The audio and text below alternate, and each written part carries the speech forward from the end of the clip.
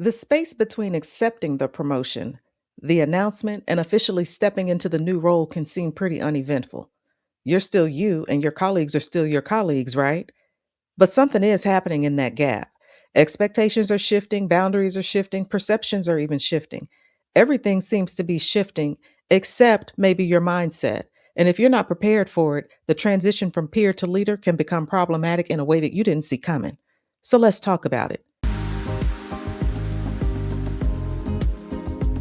Welcome to Crossroads and Catalyst. I'm your host, Shanita B. This is where we explore how a thoughtful, wise, and strategic perspective at life's crossroads can become the catalyst for meaningful change in your leadership and life's direction. So today I want to talk about what's happening in that gap. Because if you don't recognize the shift early, it can definitely create some tension.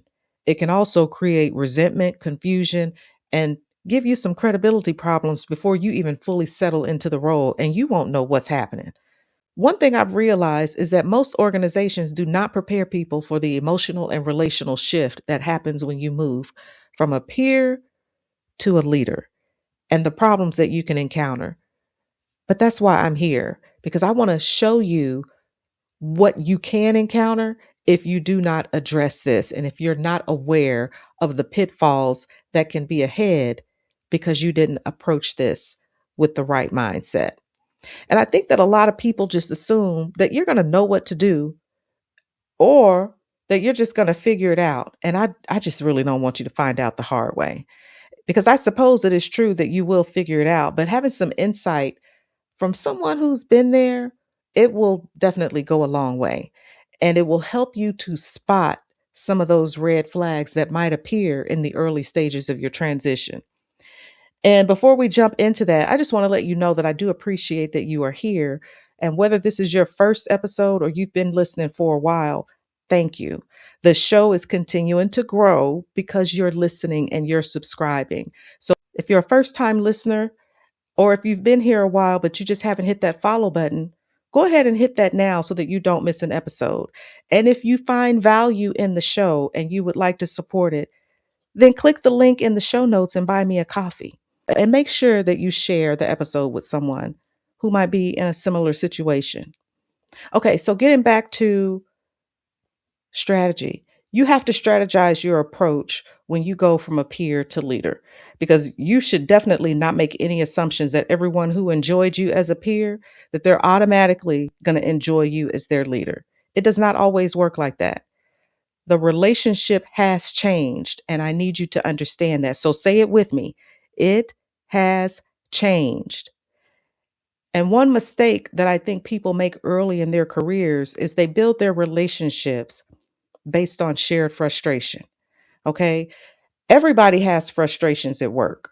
But if the foundation of your relationship is bad mouthing leadership, what do you think is going to happen when you become the leader? I want you to think about that. So keep that in mind, because you may have some cleanup work to do if you participated in that. And now you're finding yourself on the receiving end of that frustration, because it doesn't automatically go away. And it certainly is not going to go away overnight. And so another issue in the peer to leader transition is that organizations often fail to communicate clearly. And I think we all recognize that. I can recall a time when I worked in a department and one of the employees was constantly coming to me and my colleagues, giving us directions and asking us questions. We didn't know what was going on. So I'm sure you can imagine how irritated and frustrated we were, because this person was not our leader, nor was she a leader. She hadn't even been designated with a specific title that indicated such. But what was happening is that she was being groomed for a position down the road, and she was allowed to participate in certain meetings. And as a result, she was being sent on errands to gather information from us. Well, of course, the problem was there was no communication from leadership about this. And we were a little put off that she was asking us questions about our work and how we were doing it. And that was the problem. So, for everyone's benefit, it is imperative to be clear in your communication about the new role, or if the title hasn't changed, but the scope has expanded, you need to be clear about that. And you must approach the team with emotional intelligence and humility. You cannot assume that they know why you're asking questions. If you were just a part of the team and you weren't questioning things, but now all of a sudden you are, I can tell you, you might get the side eye. Okay. Because, and also if you approach your team with arrogance or you come off as entitled to question other people, well, it's almost going to happen without fail that they will resist. And you don't need or want that kind of drama, especially as a new leader. So while that can lean more authoritarian, again, if you go at it without much humility, the flip side is that you could end up being too informal or casual. And so there's a reason why people say familiarity breeds contempt. Because when boundaries become too loose, people begin assuming that they can say and do things that are no longer appropriate within this new work dynamic. And that's definitely an awkward situation in which to find yourselves because now you might have to correct somebody and you have to do it as their boss. And not only that, you may have to address some performance issues because you've been working with these people for quite some time. So you might know their habits. You might know what kind of work they've done. You might know what kind of secrets they've shared with you about their work. And now, as the leader, you might have to address those things directly. And now that you have the authority to do it, you will either have to do it swiftly or you're going to see that those issues are going to persist.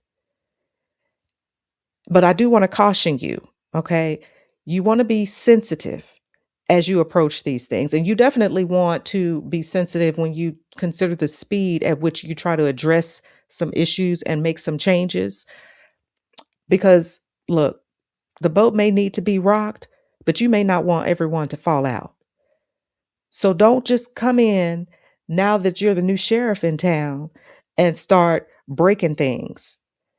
Because when you start doing that, you cause a lot more problems than what you might anticipate. And this leads me to my next point, which is loneliness, because this is a real thing. I'm sure you've heard people say it's lonely at the top. Well, because you're making this shift, it is what you're going to recognize is that you're not going to be able to go to your colleagues, your former colleagues and peers, and convey to them the things that you would have in the past, because now you're in a different position. Because not only has your work identity changed, but you will be treated differently. And that can be very isolating. And you might be tempted to maintain the same habits of having lunch with the team or doing the same after work rituals. But look, you have to be intentional about building relationships with your lateral colleagues, okay? Because leadership can become isolating faster than you expect. You might not even expect it, but it's going to happen. And so this is why I'm driving this point home to you that now that you're going to have to find new habits, it means that you're not going to be able to share the same level of details that you would have in the past had you remained in your former position. You're going to see that the world is slightly different as a result. Again, you're still you, but you have a new title and you cannot do things the same way. Because, okay, let's face it. If you continue down the path of spending time with your colleagues or excuse me, with your team members now after work, you know, having drinks or you're going to lunch on a regular basis, it can be seen or it can be frowned upon and looked at the wrong way. And not only that, if let's say you were really close to one of your colleagues and now you're in this position and you continue those habits, well, the rest of the team might become alienated because they might think that you're showing favoritism and that you're biased toward one person over another. And believe me, your intentions can be very innocent. You could say all that you want, that how objective you are and how fair you are. Somebody might take it the wrong way. And so it's not to say that you cut off those relationships. What I'm saying is that you have to be very clear in how you interact going forward. That's what the difference is. And I can tell you that my experience with this kind of thing was it was years ago, and I was in a department where I was hired in as an analyst, but I was eventually promoted to a leader. And funny enough, my experience was a good one because my peers were really happy that I was promoted, and it was a small group. It was a couple of other, I forget, doesn't even matter. A few other team members, and some who had been hired in at around the same time as I was. And one of them went so far as to give me a handwritten note thanking me for making the process easier. And I love handwritten notes, number one, but I just thought that that was such a kind thing for her to do. But what I found out was the former director was making life really difficult and caused the month end process to be extremely stressful for this person. But when I came in, I just made it very clear what I needed and when I needed it. So she was relieved that I was willing to work collaboratively with her and to communicate clearly about what I needed and when I needed it and what the expectations were. I established clear boundaries and deadlines so that she knew exactly what to expect. And when she had questions, I answered them. When she said, "Hey, this is what's available and this is what I'm able to do at this point in time," I was good with that because, quite frankly, I was learning some things from her as well. There was no need for me to try to make that work relationship difficult for her because I was still learning as well. But this is where you have to decide how you're going to approach things.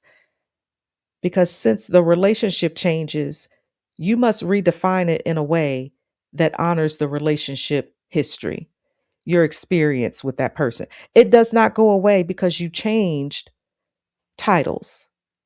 Okay. But it just means that you have to look at it from a different context. You do not have to erase the respect, the care, the experiences, none of that.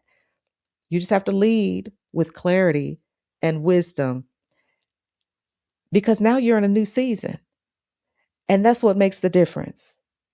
So as you approach moving through this peer to leader transition, just be aware that the dynamic has changed. There are going to be a lot of people, your former colleagues, who will be joyful and happy for you. But there are going to be some who are not going to be so pleased with it. And some people will try to test you. So just be aware of that. We want to give people the benefit of the doubt, but you also want to be aware. You don't want to look at life and look at these situations through rose colored glasses, okay? Because it can backfire on you quickly, right? So if you're looking to lead well in other areas of your life, then I want to share with you that I'm hosting a webinar, an online workshop called She Leads Her Money. And I would be delighted to have you join me for this. And we're going to be talking about leadership, not just professionally, but personally and financially. The link is in the show notes, and that date will be coming up soon. So take a minute and take a look at that. Okay. And thank you so much for being here. Be sure to hit follow so that you don't miss an episode, and make sure that you share it with a friend. All right. So thanks for being here. And until next time, be thoughtful, be wise, be strategic. And remember, crossroads reveal who you are. Catalysts shape who you become. Every decision matters. So make it count. I'll talk to you next week.